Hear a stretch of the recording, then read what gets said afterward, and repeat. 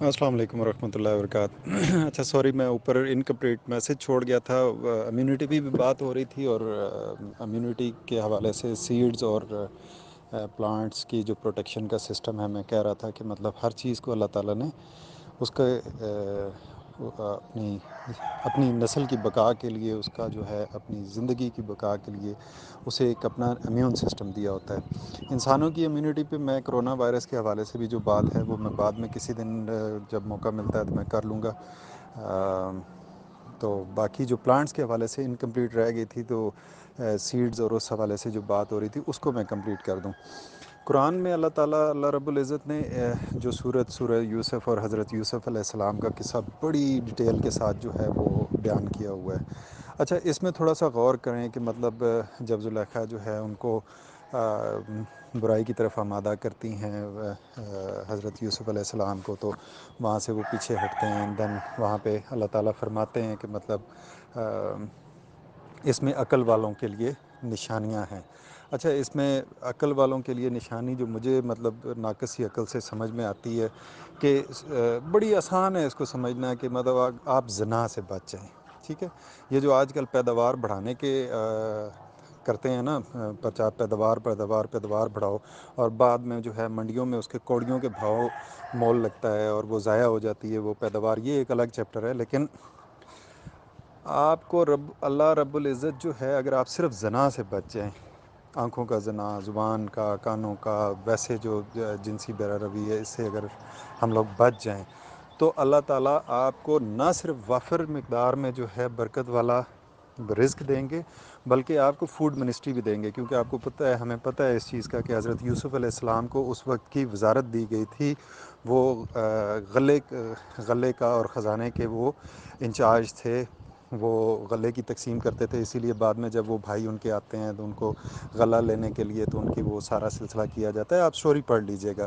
ہمیں یہاں پہ ایک چیز پتہ لگتی ہے کہ زنا سے بچنا آپ کے رزق میں، بابرکت رزق میں اضافے کا سبب بنتا ہے۔ ٹھیک ہے،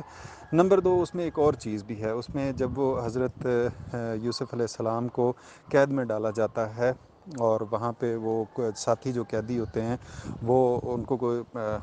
خواب کی تعبیر جو ہے وہ پوچھتے ہیں، کیونکہ حضرت یوسف علیہ السلام کو خوابوں کی تعبیر کا علم بھی سکھایا گیا تھا۔ تو وہ ان سے پوچھتے ہیں کہ میں نے خواب میں دیکھا کہ 7 موٹی ہٹی کٹی تازہ اور مطلب جو ہے ہلدی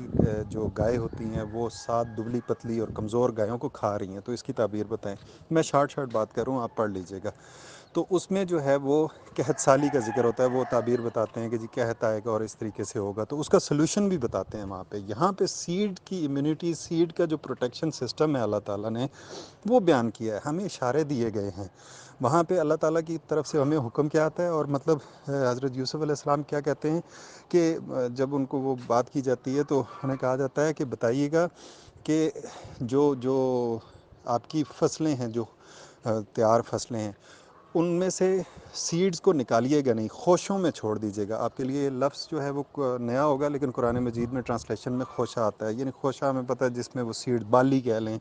جو بھی چیز، جو سیڈ جس میں پیکڈ ہوتی ہے، آپ ان کو اس کے خوشے میں چھوڑ دیجیے گا، کیونکہ یہ 7 سال تک انہوں غالباً چلنا تھا یہ قحط۔ تو اٹ مینز ہمیں جو ہے اشارہ دیا گیا ہے کہ سیڈز کو آپ ان کی جو نیچرل پروٹیکشن ہوتی ہے، جو ان کے اوپر کورز اینڈ لیئرز ہوتی ہیں، آپ اس کے اندر اس کو چھوڑ دیں، تو یہ بہت لمبے ٹائم تک کے لیے جو ہے وہ محفوظ ہو جاتے ہیں۔ اتنا کلیئرلی اللہ رب العزت نے قرآن میں ہمارے لیے بتا دیا، ہمیں فرما دیا، لیکن ہم ہیں کہ نہیں، وہ جس میں پروٹیکٹڈ ہے وہ ٹھیک نہیں ہے، زہروں کے اوپر جو ہے رنگ برنگ بدل کے اور کیمیکلز کے ساتھ ان کو کلر کر کے، اور ہم نے اسے جو ہے وہ سیو کرنا ہے۔ یہاں پہ جیسے گجر بھائی نے بات بھی کی، مطلب ٹومیٹو کا یا سیڈز کا، میں ایک چھوٹا سا اور طریقہ شیئر کر دیتا ہوں۔ یہ پریکٹیکل میں نے کیا ہوا بھی ہے اور کروایا ہوا بھی ہے، اور لوگوں سے پوچھا ہوا بھی ہے، لوگوں کو کرتے ہوئے دیکھا بھی ہے۔ آپ نے اگر بغیر فریج کے ٹماٹو سیو کرنے ہیں نا، تو آپ اسے راکھ میں سیو کر دیں۔ میرے پاس تنور لگا ہوا ہے، یہاں گارڈن میں تنوری ہے، اس میں راکھ ہوتی تھی، میں نے اس میں جو ہے ٹومیٹو کو اسی طرح ثابت ٹومیٹو کو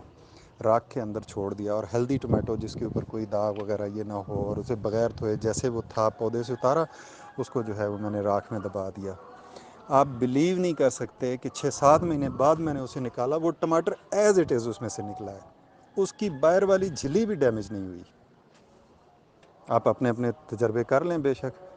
شرط یہ ہے کہ اس کے اوپر کوئی کیمیکل نہ ڈلا ہوا ہو، وہ کیمیکل سے اگا ہوا نہ ہو، وہ قدرتی ہو، سیڈ قدرتی ہو، اس کا جو ہے اس کے اوپر کوئی پیسٹی سائڈ نہ چھڑکا ہو، تاکہ اس کے گرد جو